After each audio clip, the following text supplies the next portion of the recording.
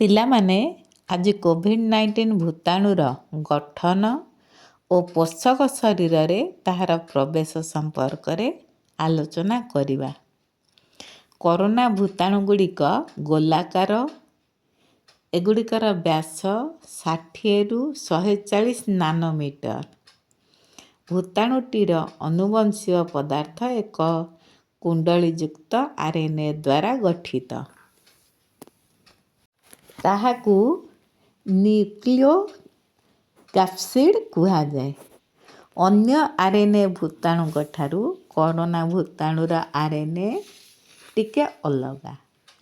ଏହି କରୋନା ଭୂତାଣୁର RNAକୁ positive sense RNA କୁହାଯାଏ, କାରଣ ପୋଷକ ଶରୀରରେ ଏହା ସିଧାସଳଖ ଭୂତାଣୁ ପୁଷ୍ଟିସାର ସୃଷ୍ଟି କରିପାରେ।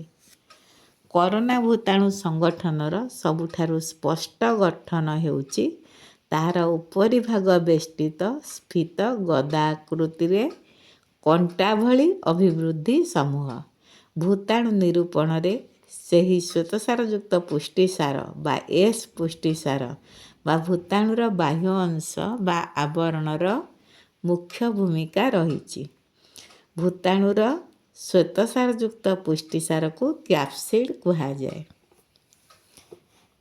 ପୀଡ଼ିତ ବ୍ୟକ୍ତି କିମ୍ବା ସେହି ଭୂତାଣୁର ଲକ୍ଷଣବିହୀନ ବାହକର ପ୍ରତ୍ୟକ୍ଷ କିମ୍ବା ତାହାର ଛିଙ୍କ, କାଶ ଇତ୍ୟାଦିରେ ନିଷ୍କାସିତ ସଂକ୍ରମିତ ଜଳୀୟ ବିନ୍ଦୁଗୁଡ଼ିକୁ ବାୟୁମଣ୍ଡଳରୁ ଜଣେ ସୁସ୍ଥ ବ୍ୟକ୍ତି ଅଜାଣତ ବା ପରୋକ୍ଷ ଭାବେ ଗ୍ରହଣ କରିଥାଏ।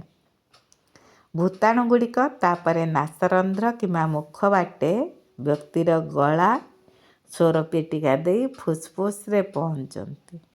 ଏସବୁ ଶ୍ୱସନ ଅଙ୍ଗରେ ଭୂତାଣୁ ପାଇଁ ବଡ଼ ବଡ଼ ଗ୍ରାହୀକୋଷ ରହିଥାନ୍ତି।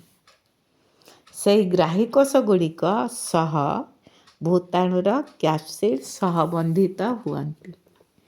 ମଣିଷର ଗ୍ରାହୀକୋଷ ସହ ଭୂତାଣୁର ସହବନ୍ଧନ ସମ୍ପନ୍ନ ଅବସ୍ଥାକୁ ତାହାର ସଂଲଗ୍ନାବସ୍ଥା ବା ଅଧିଶୋଷଣ ଅବସ୍ଥା କୁହାଯାଏ।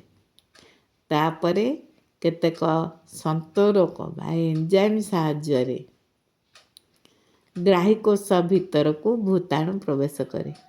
ସେଠାରେ ପୋଷକର ଚୟାପଚୟ ତନ୍ତ୍ରକୁ ନିୟନ୍ତ୍ରିତ କରି କେବଳ ଭୂତାଣୁ RNA ଓ ଭୂତାଣୁ ପୁଷ୍ଟିସାର ସଂଶ୍ଳେଷିତ ହୁଏ।